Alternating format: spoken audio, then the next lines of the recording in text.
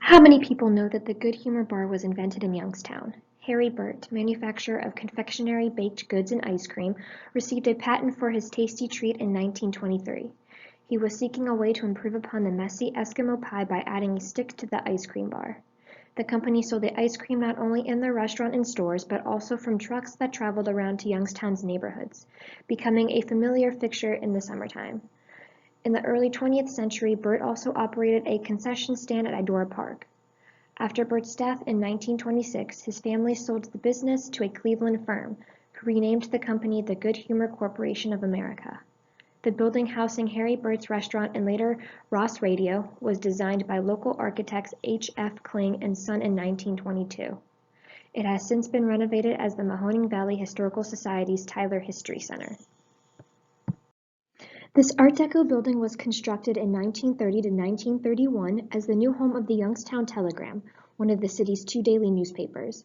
The Telegram began operations in 1885 as a Republican-oriented newspaper. By the 1930s, however, with a depression and declining Republican support in the area, the Telegram was in trouble.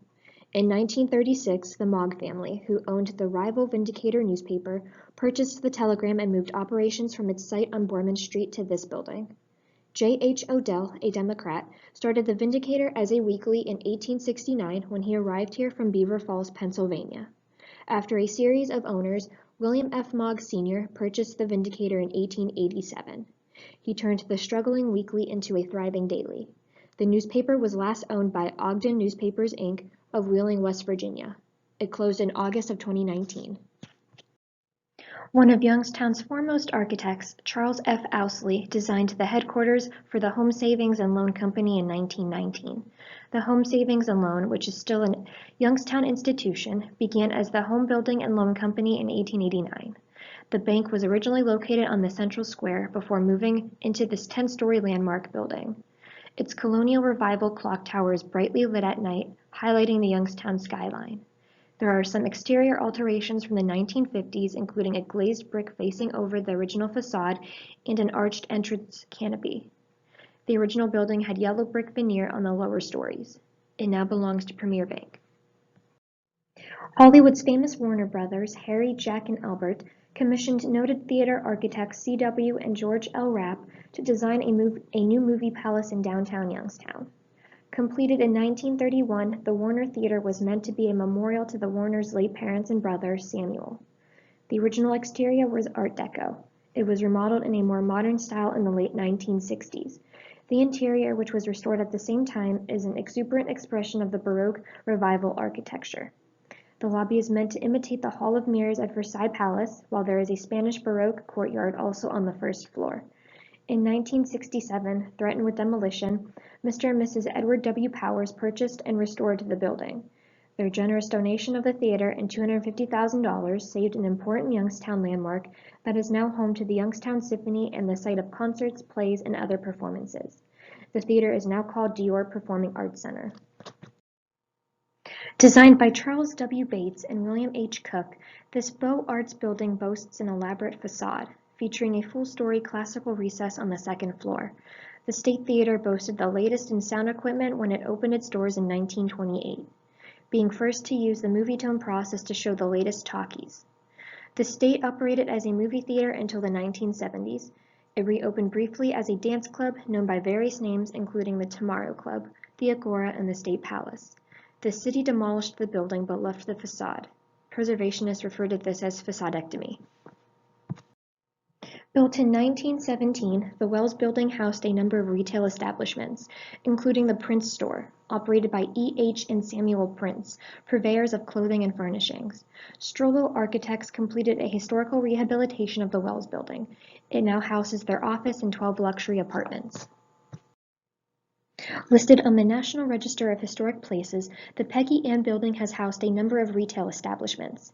Constructed around 1930, the building has natural color terracotta relief accents on glazed terracotta tile and a stylized floral motif, which is a decorative feature of the Art Deco style. A patio was added in 2018, adding room for patrons at Whistle and Keg, the bar located in the building. The Federal Building is notable for several reasons. It was designed by Daniel H. Burnham. It is Youngstown's first skyscraper. and it housed the first offices of the Youngstown Sheet and Tube Company. Built between 1898 and 1899, the four-story building exhibits elements of both the neoclassical revival and commercial styles. The building is now the location of the V2 Bar and Restaurant. Noted Chicago architect Daniel H. Burnham designed Youngstown's second oldest skyscraper, which was constructed in 1907. Elements of the Romanesque revival style can be seen in the arches over the windows. The building houses offices.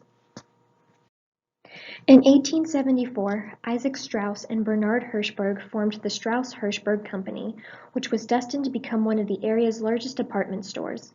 The street's original location was at 132-136 West Federal Street, before it was moved and enlarged. The new Strouss-Hirshberg store opened 2 years later in this building at 1428 West Federal Plaza. The architectural firm of Starrett and Van Vleck designed this neoclassical revival structure, which has a lovely facade of white terracotta. The building has been bought out by the May Company in 1947 before its merger with Kaufmann's in 1986. Following the closing of Kaufmann's, Farmore purchased and renovated the space in the late 1980s. Designed by Morris Schiebel, this unique L-shaped neoclassical revival building opened in 1925. There are two facades, one facing Federal Street and the other on Central Square. Both feature outstanding terracotta cladding. Until the 1990s, the building housed the McCrory department store. It was recently rehabilitated by architects Balick and Raschuti to house their offices. Since then, it has been converted into the Children's Science Center, OhWow. Opened in 1926 as the headquarters of the First National Bank, this 13-story building was designed by Walker and Weeks.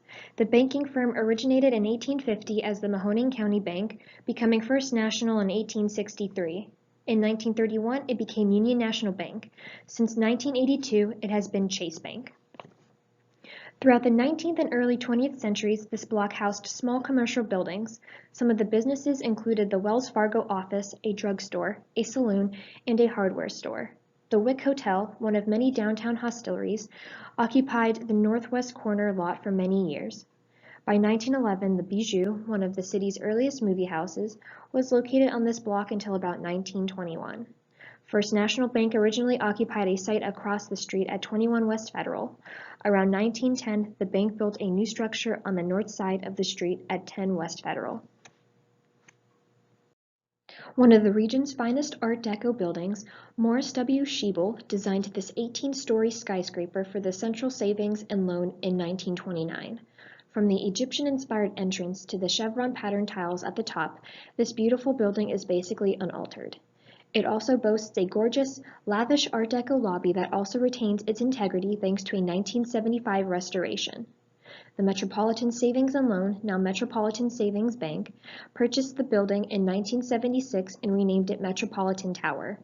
It is now owned by First National Bank. One of the first downtown buildings to occupy the current site of the Metropolitan Tower was the Andrews and Hitchcock Building. This structure housed, among other things, the Commercial National Bank. In 1908, the bank took over the entire building and did a major overhaul. By 1917, the Central Bank and Trust took over Commercial's building. Detroit's Albert Kahn designed this 13-story building for the Mahoning National Bank in 1909. In the mid-1920s, the original 5 bays were doubled. The Mahoning National Bank Corporation organized in 1868 and was originally located across the Central Square from this site. In 1999, Sky Corporation purchased Mahoning National and changed the name to Sky Bank. It was later taken over by the Huntington Bank Corporation. The building retains much of the integrity of its classical exterior and also boasts a lavish interior with the original wood-clad walls, coffered ceiling, and lighting fixtures. Housing the Youngstown Police Department and, until the 1990s, the city jail, this building opened in 1939. It has a fine Art Deco facade and was one of the last buildings built in the southwest part of downtown Youngstown. With the rapid growth of Youngstown in the early 20th century, the city's government quickly outgrew its first city hall, located at 116 West Borman Street. The city hired Charles F. Owsley to design its new city hall in 1912. Opening in 1914, the neoclassical revival building is 6 stories tall with a yellow brick facade. In the mid-1960s, the exterior was altered but still retains much of its integrity, as does the interior. The City Council Chambers was restored to its original neoclassical beauty in the 21st century. Originally known as the Liberty Theater, it opened its doors on February 11, 1918. Designed by Detroit architect C. Howard Crane, the theater featured a neoclassical style with white exterior terracotta ornamentation. It was purchased by Paramount Pictures Corporation and renamed the Paramount Theater in 1929. It included an updated sound system for talkies and operated a speakeasy out of the basement. The theater was remodeled in 1950 but closed in 1976, with its last movie being Let's Do It Again, starring Bill Cosby. After many efforts to restore the theater, but with finances falling short, the Paramount was demolished in 2013 and converted into a parking lot for City Hall. Constructed around 1920, this interesting parking garage was originally a car dealership. By 1929, it was a parking garage. Note the interesting decorative motif of the tires near the top of the building. The Mahoning County Courthouse is one of the finest buildings in the area. The firm of Owsley, and Boucherel designed the $2 million structure, which was completed in 1910. They chose the popular Second Renaissance Revival style for their grand new building. Charles F. Owsley attended an atelier of the École des Beaux-Arts in Paris, which greatly influenced his interest in classicism and architecture. This building, which replaced the earlier 1876 Second Empire structure on the northwest corner of Wick Avenue and Wood Street, houses 6 courtrooms and public and private offices. At the top of the building, there are 3 statues of allegorical figures representing justice, law, and strength and authority. The interior features murals designed by Edwin Blashfield, a noted American genre and mural painter. In the 1990s, the building was restored to its original beauty by 4M architects. The southwest corner of Market and Front Streets was the site of the main post office from 1898 until 1975. The current building, which now houses the City Hall Annex, was built in 1935 as a WPA project, replacing the earlier 1898 structure. This is a neoclassical revival structure that maintains much of its original integrity. Until the construction of the new federal courthouse on Market Street, this was also the site of the federal bankruptcy court. One of Youngstown's oldest schools, the Front Street or Central Public School, stood next to the 1898 to 1935 post office. The school building was demolished in the early 20th century. Built in the early 20th century, this neoclassical revival building was originally constructed to house the offices of the electric company that became Ohio Edison. The subsidiary companies included several of the local street railway lines such as the Mahoning and Shenango Street Railway. It is now owned by the Ohio One Corporation and houses offices. Youngstown architects Morse Schiebel and Edgar Stanley designed this building for the Realty Guarantee and Trust Company in 1924. Opening the next year, the 12-story structure exhibits elements of the commercial and neoclassical revival styles. Albert Kahn, one of Detroit's most important architects, designed the neoclassical revival Stambaugh building in 1906. 7 years later, Kahn added 4 more stories to the existing 8. The white terracotta-clad building housed the offices of the Youngstown Sheet and Tube Company and the Briar Hill Iron and Coal Company. Although there have been alterations to the exterior, the building still retains much of its integrity. In 2018, the building opened as the DoubleTree Hotel. Designed by prominent local architect Paul Boucherel, the Erie Terminal was built in 1922. It was a joint project of the Erie Railroad and George N. Hammery, its financial backer and developer. It is a simple neoclassical revival design with interesting decorative details on the 6th floor where there is limestone banding and shields at 2 window intervals. In 1976, the building ceased to function as a passenger station but has housed offices for most of the last 30 years. It is home to the Erie Terminal Place Apartments now and is also the location of One Hot Cookie. Completed in 1989, this distinctive structure was designed by noted postmodern architect Michael Graves, in association with the Youngstown firm of Jaminet and Olszewski. The permanent exhibition by the Sweat of Their Brow, Forging the Steel Valley, opened in 1992. It chronicles the story of the development and decline of the Mahoning Valley's iron and steel industry, focusing not only on the manufacturing process but also on the mill owners, the workers, the union, and the workers' families. The B&O Station was built in 1905, first serving as a train station and later converted into a dining hall. It holds much character with its terracotta-like roof, wrought iron gates that wrap around the balcony above the main entrance, a spiraling staircase, ceramic flooring, a tin ceiling, and gold trimming and wood paneling that immediately captures the eye. The site is listed in the National Register of Historic Places.